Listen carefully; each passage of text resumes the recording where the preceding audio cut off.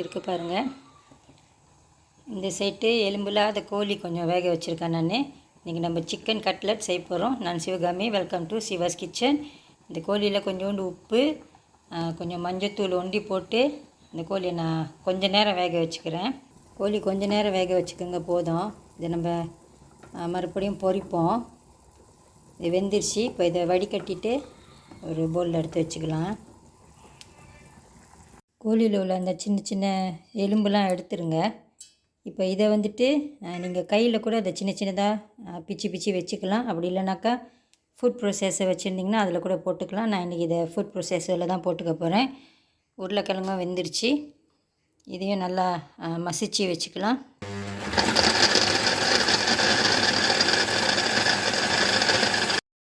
கோழி அந்த மாதிரி ஃபுட் ப்ரொசஸரில் போட்டு சாப் பண்ணியிருக்கேன் பாருங்கள். மெஷ் பண்ணி வச்சுருந்த உருளைக்கிழங்கு,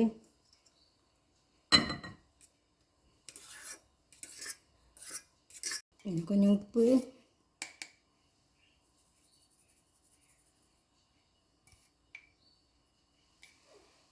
பெரிய வெங்காயம் 1, பூண்டு, இஞ்சி, மிளகா. இதை நீங்கள் தாளித்து கூட போட்டுக்கலாம். நான் அப்படியே போட்டுக்கிறேன். சின்ன சின்னதாக வெட்டியிருக்கேன்.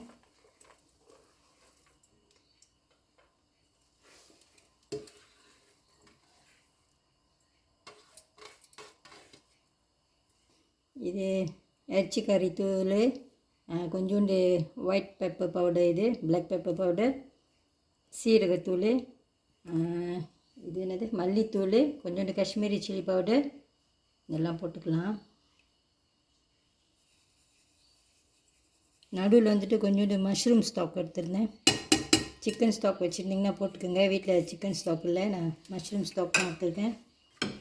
கொஞ்சோண்டு மல்லி இலை, இதை தண்ணி இல்லாமல் சேர்த்துக்குங்க.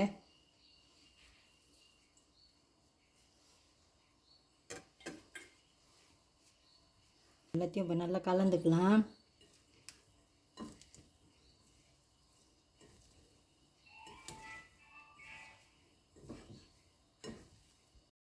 நான் கொஞ்சம் பிரெட் கிரம்ஸும் சேர்த்துருக்கேன். இது ரொம்ப ட்ரையாக இருந்தால் கொஞ்சோண்டு எண்ணெய் ஊற்றிக்குங்க.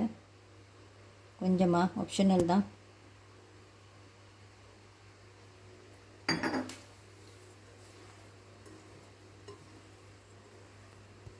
மறுபடியும் எல்லாம் நல்லா கலந்துக்குங்க எல்லாத்தையும்.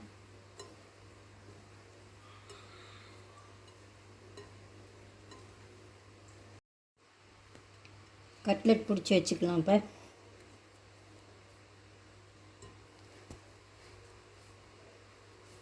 உங்களுக்கு வேணுங்கிற சைஸில் இதை செஞ்சுக்கலாம்.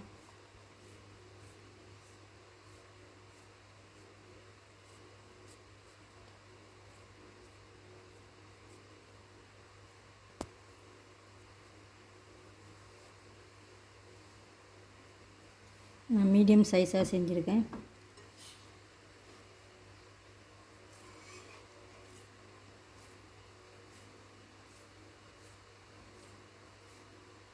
நல்லா டைட்டாக இதை பிடிச்சிக்குங்க, இல்லைன்னா உடையும்.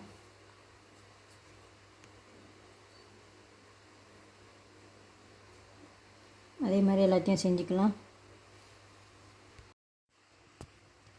செஞ்சாச்சு. இப்போ முட்டையில் நினச்சிட்டு பிரெட் கிரம்ஸ் கோட்டிங் கொடுத்துட்டு எடுத்து வச்சுக்கலாம்.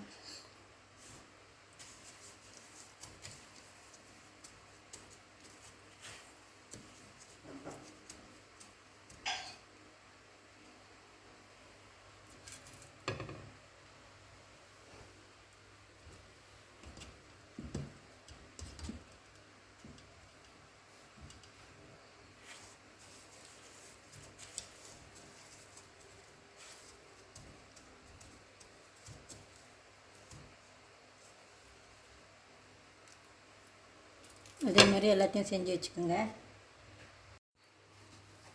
இது கொஞ்சம் நேரம் ஃப்ரிட்ஜில் வச்சுக்கலாம். ஒரு அரை மணி நேரமாச்சும் இதை ஃப்ரிட்ஜில் வச்சுக்கலாம். அப்புறமா பொரிக்கலாம். எண்ணெய் சூடாயிடுச்சு, பொரிச்சிக்கலாம்.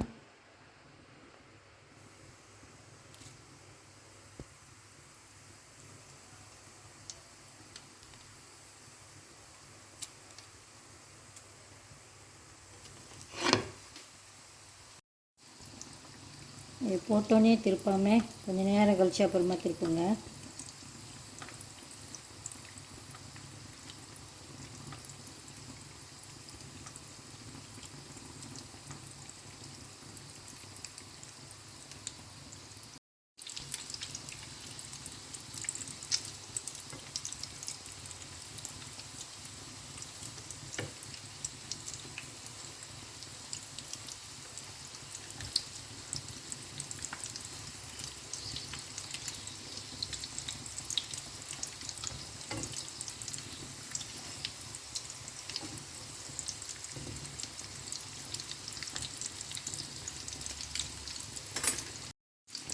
நல்லா இந்த மாதிரி ஒரு கோல்டன் கலர் வர வரைக்கும் இதை பொரிச்சிட்டுங்க. அப்போ தான் கிறிஸ்பியாக இருக்கும். இதை பொரிக்கிறப்ப ஒரு 2 வாட்டி இல்லைன்னா ஒரு 3 வாட்டி திருப்பினா போதும். அடிக்கடி திருப்பிட்டு இருந்திங்கன்னா அது உடஞ்சிரும். இப்போ எடுத்துடலாம்.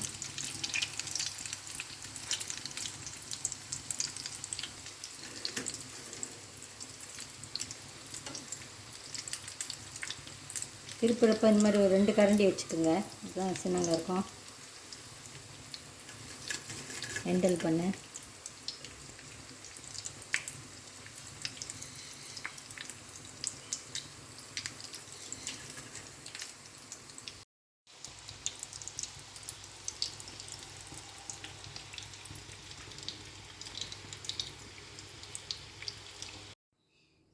இன்றைக்கி இந்த ரெசிபிக்கு எனக்கு 12 கட்லெட்ஸ் இந்த மாதிரி கிடச்சிது.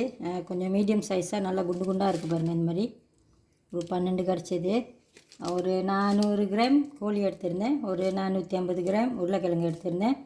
ஒரு 12 கட்லெட்ஸ் கிடச்சிருக்கு. இது எவ்வளோ அழகாக இருக்குது பாருங்கள். நல்ல ஒரு கலரில் நல்லா கிறிஸ்பியாகவும் இருக்குது பாருங்கள். கிறிஸ்பியாக இருக்குது பாருங்கள். இந்த வீடியோ உங்களுக்கு பிடிச்சிருந்துச்சின்னா லைக் பண்ணிவிட்டு ஷேர் பண்ணிவிட்டு சிவாஸ் கிச்சன் சேனலுக்கு சப்ஸ்கிரைப் பண்ணிக்கோங்க. தேங்க்யூ ஃபார் வாட்சிங். நான் ஏற்கனவே ஒன்று சாப்பிட்டுட்டு இருக்கேன்.